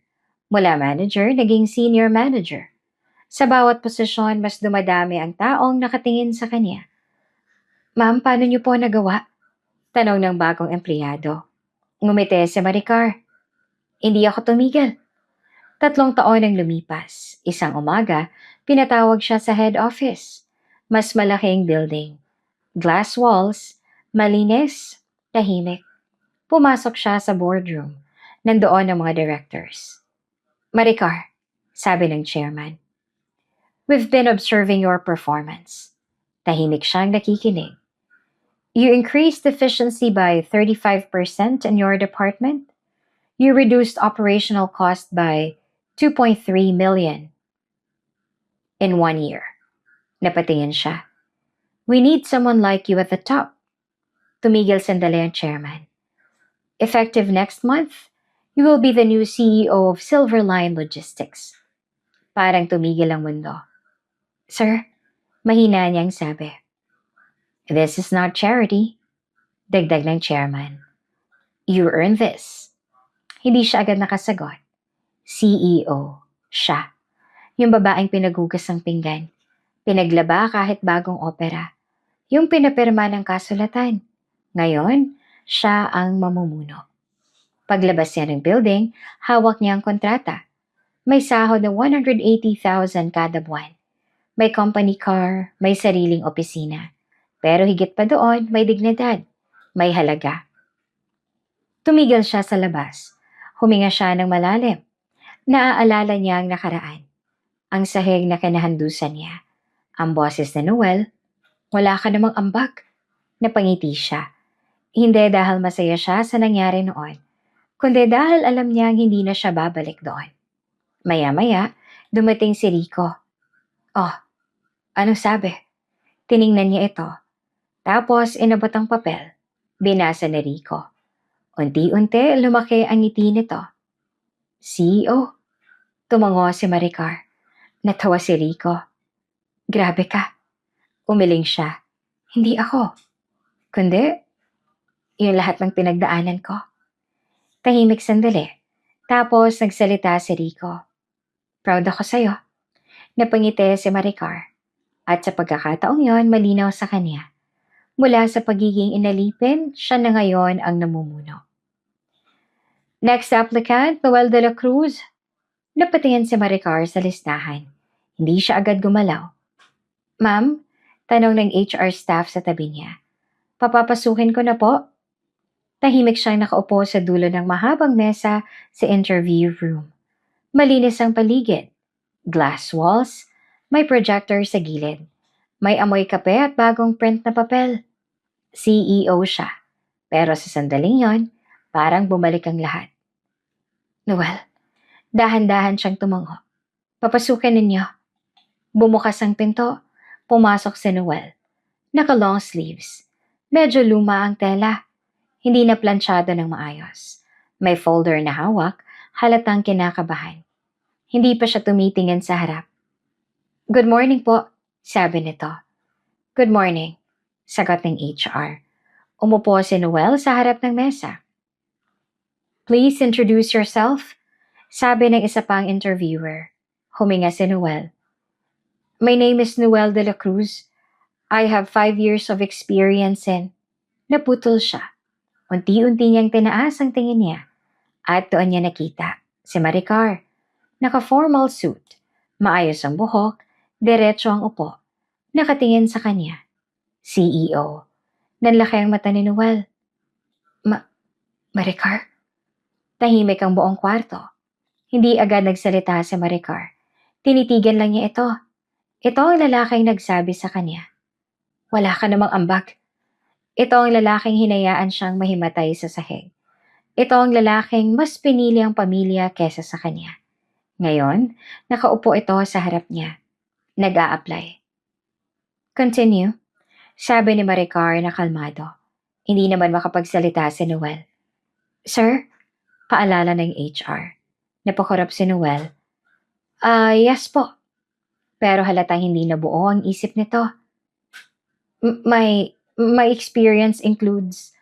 Nagkakamali na siya sa salita. Hindi makatingin. Nanginginig ang kamay. Napatingin si Maricar sa resume nito. Nakasaad doon ang mga trabaho nito. 2 kumpanyang nilipatan. Parehong hindi tumagal. May gap pa na halos 8 buwan. Can you explain this gap? Tanong ng HR. Napayuko si Noel. Personal matters po. Tahimik ulit. Napatingin ito kay Maricar. Pero agad ding umiwas. Hindi nito kayang tumingin ng diretso. Do you have any questions? Tanong ng HR. Tahimik si Noel. Pagkatapos ay tumingin siya kay Maricar. Ma'am, mahina niyang sabi. Hindi niya tinuloy. Tumango si Maricar. That will be all. Tumayo si Noel. Halatang gusto pang magsalita. Pero wala nang lumabas. Lumabas siya ng kwarto. Tahimik ulit. Ma'am? Tanong ng HR. What's your decision? Huminga si Maricar. Hire him. Nagulat ang HR. Ma'am? For probation. Dagdag niya. Standard rate, no special treatment. Tumango ang HR. Yes, ma'am. Lumipas ang ilang araw, nagsimula si Noel sa kumpanya. Nasa ilalim siya ng operations team. Hindi siya manager agad. Kailangan niyang mag-prove ng sarili. Sa unang araw niya, hindi siya mapakali. Hindi siya makatingin kay Maricar kahit dumadaan ito sa hallway. Good morning, ma'am, sabi ng iba. Good morning, sagot naman ni Maricar. Pagdaan niya kay Noel. Good morning, ma'am. Mahina nitong sabi. Hindi ito tumingin. Good morning, sagot niya. Diretso lang, walang galit, walang lambing. Trabaho lang. Makalipas ang ilang linggo ay napansin ni Maricar ang pagbabago. Tahimik si Noel. Masipag, hindi na ito yung dating mayabang. Isang hapon, habang nasa opisina siya, pumasok ang HR. Ma'am, may report po kami. Ano yan? Background check po kay Noel. Inabot ang papel. Binasa ni Maricar. Unti-unting nagbago ang ekspresyon niya. Nakasaad doon. May utang ang pamilya ni Noel na umaabot sa 420,000 pesos mula sa iba't ibang lending apps at kapitbahay. Nawala ang motor, naibenta ang ilang gamit sa bahay. May notice pa ng disconnection sa kuryente. Napaupo si Maricar ng mas maayos. So, gano'n na sila. Bulong niya. Hindi siya natuwa, hindi rin siya nalungkot. Tahimik lang. Sa mga sumunod na araw, mas napansin niya si Noel. Laging maaga, laging tahimik. Kapag kinakausap, naayos sumagot. Pero hindi nito kayang tumingin sa kanya. Isang beses nagkita sila sa hallway. Magkatapat. Huminto si Noel. Ma'am, sabi nito. Hindi pa rin ito makatingin. May kailangan ka? Tanong ni Maricar. Wala po. Tahimik sandali. Salamat po. Dagdag nito. Napatingin si Maricar. Para saan? Sa trabaho. Tumango siya. Trabaho yan. Hindi pabor. Tumango si Noel at hindi na ito nagsalita. Lumipas ang mga linggo. Araw-araw, pareho lang. Si Noel tahimik, masipag, pero may dalang hiya. Si Maricar diretso, professional, walang personal. Pero sa loob ni Maricar, malinaw ang lahat. Hindi niya kailangang gumente. Hindi niya kailangang ipamukha ang nakaraan. Sapat nang nakikita niya araw-araw. Ang lalaking minsang nagsabi na wala siyang halaga, ngayon hindi na makatingin sa kanya. Ang pamilyang minsang umaapi sa kanya, ngayon lubog sa utang. At siya, ang babaeng minamaliit noon, ang namumuno na ngayon. Isang hapon, habang nakatingin siya sa malaking bintana ng opisina niya, napahinga siya ng malalim. Hindi galit ang nararamdaman niya. Hindi rin saya, kundi kapayapaan. At alam niya, ito na ang huling paghaharap.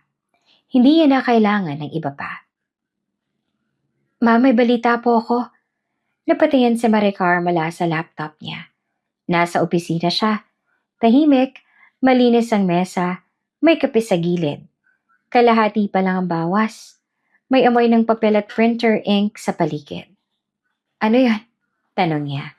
Lumapit ang HR staff. Tungkol po kay Noel? Bahagyang kumunot ang noon niya. Ano na naman? Yung nanay niya po may kaso. Napahinto si Maricar. Anong kaso? Estafa po. May utang na hindi nabayaran, halos 180,000 pesos daw sa isang lending group. Tahimik siya. Wala na pong gustong tumulong sa kanya. Dagdag ng HR. Pati mga anak niya hindi na rin daw siya pinapansin. Napatingin si Maricar sa bintana. Malayo ang tanaw, mga gusali, mga sasakyan. Normal ang mundo. Pero sa isip niya ay bumalik ang mga alaala. Ang boses ni Aling Nena. Wala ka ng silbi kundi magtrabaho dito. Yung araw na pinapirma siya, ay yung mga mata na walang awa. Huminga siya ng malalim. Saan ang hearing? Tanong niya. Nagulat ang HR. Ma'am, nasaan ang hearing? Sa municipal court po next week. Tumango si Maricar. Okay, you may go. Pagkaalis ng HR na nanatili siyang nakatingin sa bintana. Tahimik, walang galit, walang saya. May iniisip. Kinagabihan ay nasa apartment siya. Nasa kusina si Rico, nagluluto ng simpleng hapunan. May amoy bawang at toyo sa hangin. May problema? Tanong nito nang makita siyang tahimik. Umupo si Maricar sa mesa. May kaso daw si Aling Nena. Napahinto si Rico. Talaga? Tumango siya. Walang tumutulong sa kanya. Tahimik sandali. Anong plano mo? Tanong ni Rico. Hindi agad siya sumagot. Hindi ko alam. Pero alam niya, ramdam niya. Hindi lang niya masabi agad. Kinabukasan ay nasa opisina siya ng abogado. Parehong lugar kung saan siya nag-file ng annulment. Parehong mesa. Parehong amoy papel. Gusto kong akuha ng legal fees, sabi ni Maricar. Napatingin ang abogado. Para kanino? Sa dating biyanan ko. Nagulat ang abogado. Sigurado ka? Tumango siya. Magkano aabutin? Depende sa kaso pero initial retainer fee is 75,000 pesos. Hindi siya nag-atubili. Gagawin ko. Lumipas ang ilang araw, nakarating ang balita kay Noel. Hindi totoo to. Sabi nito habang hawak ang papel sa opisina. Lumapit ito kay Maricar. Ma'am, mahina nitong tawag at tumingin siya. Bakit? Tanong ni Noel. Bakit mo ginawa to? Diretso ang tingin ni Maricar. Hindi ko ginawa to para sa'yo. Para kanino? Para sa sarili ko. Hindi na nakapagsalita si Noel. Araw ng hearing, nasa loob si Maricar ng courtroom. Simple lamang ang suot niya. Walang labis, maayos lang. May amoy kahoy at papel sa paligid. May ilang tao sa loob. Tahimik. Sa harap ay nakaupo si Aling Nena. Iba na ang itsura. Payat, wala nang kayabangan sa mukha. Nanginginig ang kamay nang makita niya si Maricar. Napayuko siya. Hindi makatingin, hindi makapagsalita. Lumapit si Noel sa tabi ng kanyang ina. Ma, bulong nito. Tahimik si Aling Nena. Nang magsimula ang hearing, tahimik lang si Maricar, nakaupo, nakikinig. Walang emosyon sa mukha, pero sa loob, maraming ala-alang bumabalik. Matapos ang proseso ay nagkaroon ng sandaling tahimik. Lumapit si Maricar. Huminto siya sa harap ni Aling Nena. Hindi pa rin ito makatingin. Maricar, mahina nitong sabi. Ngayon lang niya narinig ang boses na iyon na walang tapang, walang yabang, puro hiya, tahimik sandali. Tapos ay nagsalita si Maricar. Hindi ko nakakalimutan ang ginawa mo. Napaiyak si Aling Nena, mahina at nanginginig. Pero hindi ko rin nakalimutan na pinagamot mo pa rin ako noon. Tahimik ang paligid. Lahat ay nakatingin. Hindi makapagsalita si Aling Nena. Napayuko lamang. Umiiyak. Unang beses. Pasensya ka na. Bulong nito. Hindi sumagot si Maricar. Hindi na kailangan. Tumalikod siya at naglakad palabas ng courtroom. Sa labas ay maliwanag ang araw. Mainit ang hangin. May mga taong naglalakad. May nagtitinda ng taho. May tricycle na dumadaan. Normal ang mundo. Lumabas si Noel kasunod niya. Maricar, huminto siya. Salamat, sabi ni Noel. Hindi ko alam kung paano.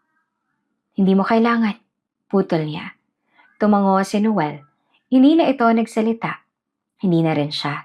Naglakad siya palayo, hindi siya lumingon. Hindi na kailangan. Habang naglalakad siya, ramdam niya ang gaan. Hindi dahil nanalo siya laban sa kanila, kundi dahil pinili niyang hindi gumante. Pinili niyang manatiling mabuti. At doon niya naintindihan, hindi lahat ng laban kailangang gantihan.